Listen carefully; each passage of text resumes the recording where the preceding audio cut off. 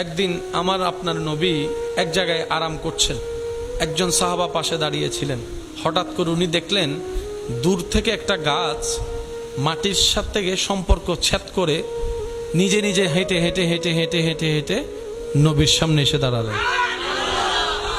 উনি নিজে সচক্ষে দেখতেছেন, একটু বুঝবেন জিনিসটা, উনি নিজে সচক্ষে দেখছেন, কিন্তু নবী আরাম করছেন, নবীকে ডাকার মতো সাহস নাই, আরাম করছেন। উনি দেখতে লাগলেন ওই গাছ নবীজির সামনে এসে দাঁড়িয়ে কিছুক্ষণ অপেক্ষা করে আবার আপন জায়গায় চলে গিয়ে দাঁড়িয়ে গেলেন। নবীজি রহমতুল্লিল আলামিন যখন চোখ খুললেন তখন ওই সাহাবা অবাক হয়ে এই কথাটা নবীর সমীপে পেশ করলেন, ইয়া রাসূলুল্লাহ, আপনি যখন আরাম করছিলেন তখন আমি দেখছিলাম এইরকম একটা জিনিস। তখন নবী ওনার কথা শুনে, যেখানে আপনি আমি হলে অবাক হওয়ার কথা, নবী রহমতুল্লিল আলামিন মুস্কি একটা হেসে দিয়েছেন। সুবহানাল্লাহ। নবীজি মুস্কি হেসে বলেন, আমি যখন এখানে আরাম করছি দেখছে, তখন ওই গাছটা আল্লাহর কাছে অনুমতি চেয়েছে, আল্লাহ গো, তোমার হাবিব নবী, তোমার পেয়ারা নবী, রহমতুল্লিল আলামিন নবী, জান্নাতের মালিক নবী, সমস্ত নবীদের ইমাম নবী, আল্লাহ মেরাজের দুলা নবী, আল্লাহ তোমার হাবিব নবী এখানে আমার কাছে এসেছে। এত কাছে আসার পর আমি যদি একটু নবীকে সালাম দিতে না পারি, আল্লাহ আমার মনটা তো ভরছে না। আল্লাহ তুমি তো কাদের কদির, কোন বললেই ফায়া কোন হয়ে যায়, তুমি চাইলে তো সবকিছু করতে পারো। আল্লাহ আমাকে একটু অনুমতি দাও না, আমাকে একটু শক্তি দাও না, আমাকে একটু সুযোগ দাও না, আমি যেন গাছের নিয়ম থেকে ভঙ্গ করে তোমার কুদরতকে জাহের করতে পেরে আমি যেন নবীকে সামনে গিয়ে একটু সালামটা দিতে পারি, সালামটা দিতে পারি। নবী বলে, ওই গাছ আল্লাহর কাছ থেকে অনুমতি চেয়েছেন, আল্লাহ অনুমতি দিয়েছেন, কুদরতি ব্যবস্থাপনায় সেই গাছ এসে আমাকে আপন ভাষায় সালাম দিয়েছেন। সুবহানাল্লাহ। একবার এক দুশমনে মরা প্রাণী একটা আনছে নবীর কাছে। কি প্রাণী? যে প্রাণী কথা তো প্রাণীরা তো বলেই না, সে নড়াচড়াও করতে পারে না, কারণ মরা। এসে আপনার আমার নবীর সামনে রেখে বলতেছে ওদের ভাষায়, যেটা আপনার আমার পক্ষে উচ্চারণ করা সম্ভব, নবীর নাম মোবারক ধরে বলতেছেন, আপনি যদি সত্যি নবী হন,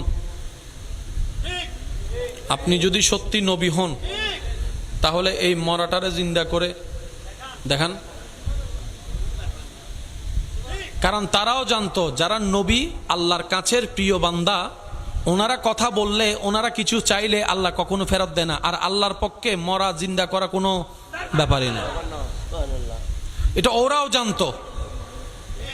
তো নবী কি সত্য নাকি মিথ্যা এটা যাচাই করার জন্য আসলো মৃত প্রাণী নিয়ে। নবীজির সামনে রাখার পরে নবীজি একটু মুস্কি হেসে ওই প্রাণীর দিকে তাকালেন। দিল তো বলে উঠলো যা বলার, সাথে সাথে নিষ্প্রাণ প্রাণীর ভিতর প্রাণ চলে আসলো। তার দাবি ছিল মরাকে জিন্দা করা, মৃতকে জিন্দা করা, এতটুক দাবি ছিল। কিন্তু সেখানে ঘটনা এর চাইতে আরো 2 গুণ এগিয়ে গেল। ওই মৃত প্রাণী জীবিত হওয়ার পরে আল্লাহর হুকুমে ওই প্রাণীর মুখের জবান খুলে গেল। জবান খুলে বলে, আশহাদু আন লা ইলাহা ইল্লাল্লাহ, আমার আপনার নবীর নবী হওয়ার সাক্ষ্য ওই প্রাণীটাই দিয়ে দিল। ঘটনা ঘটাই দিলেন কে? আল্লাহ চাইলে সব পারে। বলেন না ভাই, আল্লাহ চাইলে সব পারে। অন্য নবীদেরকে আল্লাহ কিছু কিছু মুআজিজা দিয়েছেন, একটু বুঝবেন। মূসা নবীর মুআজিজার কথা আপনি আমি কম বেশি সবাই জানি। লাঠি দিয়ে আঘাত করার পরে আল্লাহর হুকুমে পানি, বলেন না বলেন না, পাথরের মধ্যে লাঠি দিয়ে বাড়ি দেওয়ার সাথে সাথে পাথর থেকে পানি বের হওয়া শুরু হলো। ওই লাঠিটা মাটির মধ্যে রাখার পরে লাঠিটা সাফ হয়ে গেল। অন্য সব নবী রাসূলকে আল্লাহ কিছু কিছু মুআজিজা দিয়েছেন, কিন্তু আপনার আমার নবীকে আল্লাহ তাআলা মুআজিজা বানিয়ে পাঠিয়েছেন। আমি শুনি না, আরো জোরে বলেন, আরো জোরে বলেন। আপনার আমার নবীর চুল মুবারকের মাথা থেকে পায়ের তালু মুবারক পর্যন্ত আফাত ও মুস্তাক মুজিজা আর মুজিজা। আপনার আমার নবীর চুল মুবারক মুজিজা, চোখ মুবারক মুজিজা, ঠোঁট মুবারক মুজিজা, কথা মুবারক মুজিজা, হাত মুবারক মুজিজা, আঙ্গুল মুবারক মুজিজা, পা মুবারক মুজিজা, বসা মুবারক মুজিজা। সুবহানাল্লাহ বলতে থাকি।